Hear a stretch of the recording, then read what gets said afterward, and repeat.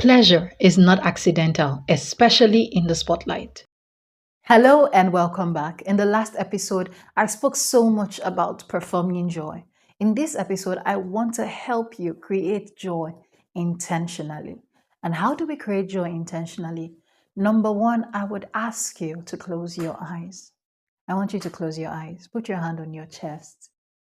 And I want you to feel your heart beat.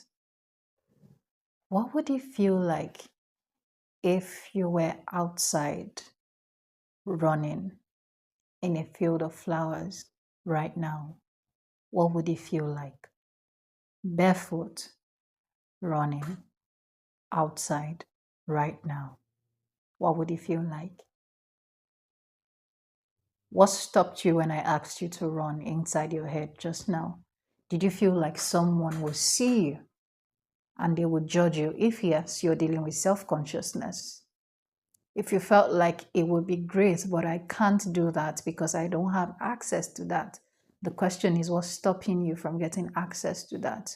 If you feel like, oh, I would love to do that, but I don't have the body to do that, then it tells me you haven't taken care of your body in a while because you've been busy with whatever you've been busy with, but you haven't taken care of your body. If the idea of doing it feels silly, then it does tell me that you've been too serious in recent times and you've forgotten how to be a child, because that is one of the things kids love to do: run.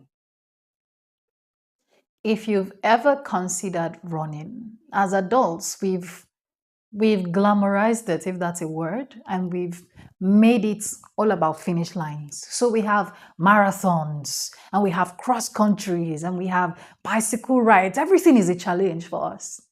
If it's not a challenge, we can't do it. If it's not competitive, we've become highly competitive, and that's good for the industry. It's not good for you as a person.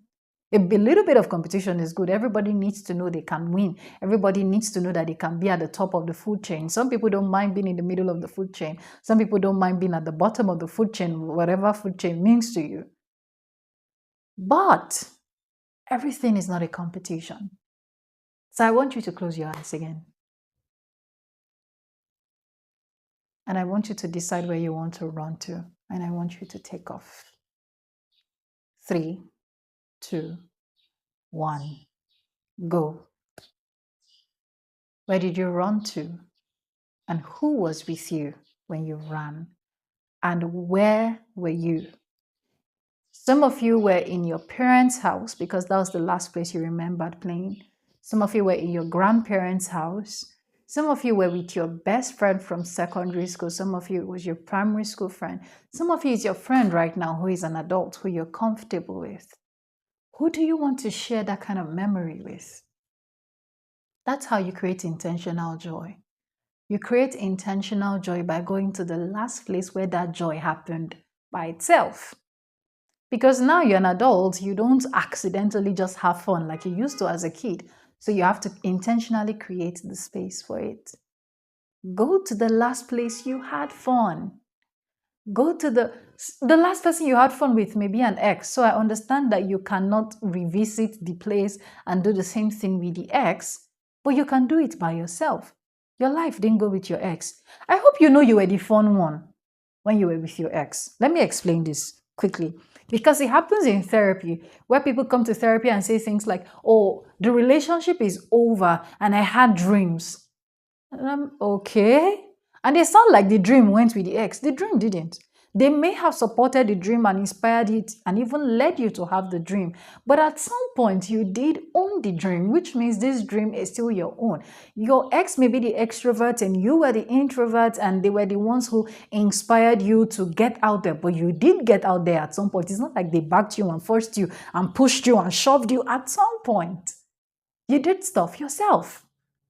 So would you give yourself the opportunity to create intentional fun? Like I said, the first thing to do is to remember, if you have a memory of it. If you don't have a memory of it, do that exercise again and check out where you want to go. So for some people, like I said in one of the episodes, it will be a memory. For some other people, it will be a goal. So when you have that, when you do that exercise, you close your eyes. Imagine yourself running. Imagine yourself having fun. What activity is the fun? What are you doing? Where are you doing it? How old are you at the time you're doing it in your memory? For some of you, and you may be between the ages of 10, 12, 15, that may be the last time you did it. For some of you right now, you are an adult, but you're imagining you could be a child, then that's something you missed out on that you still want even though you're an adult. And that's fine. The question is what you do now that you know. Would you do it? If you saw yourself camping, then maybe the next vacation you should be going on should not just be to Maldives or wherever else you want to go. Perhaps you should consider going camping for the weekend. Perhaps you should. You don't even have to go with a girlfriend. Look for a camping crew that is going camping and follow them. Just go with them. Register and go with them. Or look for a company that runs camps and go by yourself. Or you want to go hiking.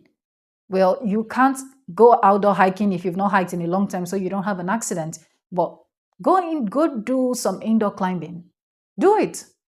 Start to prepare your muscle for it. When you go to the gym, train for climbing. Don't just go to the gym and say, oh, I'm going to make content with it. No, actually go to the gym and train for climbing. All right, so that's 1 and 2 sorted out. Number 3, when you're trying to create intentional joy, is to do the work. Don't read about it. Don't talk about it. Don't go have dialogues, yeah, I'm going to tell my friend and we're going to make a plan. We're going to put it on the schedule. I'm going to talk to my assistant and I'm going to talk to this. I promise you to never happen. You postpone it for the next 6 months because there'll never be slot on your calendar for something you don't enforce. It's not going. The slot is not going to come out. You could be having a lazy Saturday and you tell yourself, I don't feel like going out. That's what's going to happen. You need to just go out and do it. Now, some of you are not spontaneous. You're very articulate people who like to plan, who like structure. That's good. Pick a date. Pick a date to the activity itself. Don't say, oh, I'm going to travel maybe in 3 months. No, pick a date. I'm traveling in June, or I'm traveling in July, I'm traveling in December. Whenever you want to travel, or my leave for the year is in October. Fine.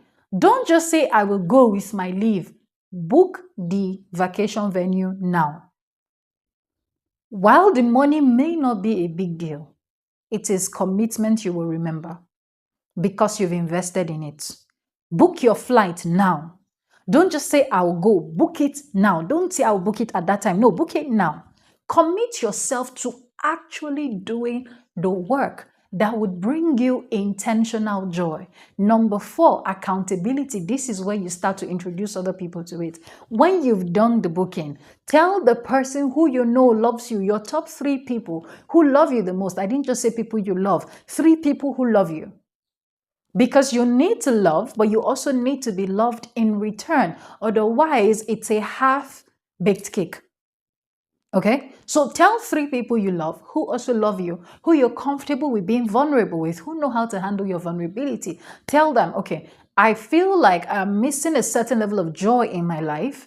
And when I had the practices I had with my therapist, I discovered A, B, C, D were the things I needed to bring me some level of joy. And I needed to connect to the last place I experienced joy. And I've signed up for this, or I'm traveling for that, or I just want to shut off my phone for the next 3 weeks. I'm not going to be reachable. Don't be alarmed. I'm safe. I just want to sleep and I just want to reconnect to myself. Some of you, sleep will make you happy. You don't know yet. You've just not done it. And so do that and then tell them. Tell these people who love you. Number 4 or 5? Number 5. Yes, number 5. If you find that you are stalling, you feel like you're unworthy of joy, you feel like it's too much commitment. Should I not? Sit down with a therapist. Even if it's for 1 session, sit down with a therapist and let them see what is hindering you from experiencing joy. Do you feel like you haven't done enough in life to earn the permission to be happy, to be excited, to be in joy, to be playful, to have fun, to be a child, to reconnect? Is that what it is? Do you feel like you have committed some evil, some grief in the past, and as a result of that, you deserve to be punished in which case you need some level of healing. Sit with a therapist. A therapist would help you go into the past. A coach will help you move forward from where you are into a future. That's how I like to define it. So when people come to me and they say, oh, who is a sex therapist, a sex educator, and a sex coach? A sex coach helps you move forward from where you are to where you want to go. A sex therapist takes out anything that has been in your past that is hindering you from experiencing sex. A sex educator teaches you now. Okay? Now that you know how to build intentional joy, would you create intentional joy? Would you swallow your pride and sit in therapy? Would you do the hard work of having a vulnerable conversation with someone who loves you? Would you schedule the time to actually do this? Not talk about it, not post about it, not read about it, but actually do it. I would love to get your feedback. If you want to sit with a therapist, I am absolutely available. You can book me in the link below. I'm here. Every therapist on my team is here to work with you. This is the kind of work we do. We help you humanize yourself, even while you're still in the spotlight. Until I see you next time, have fun.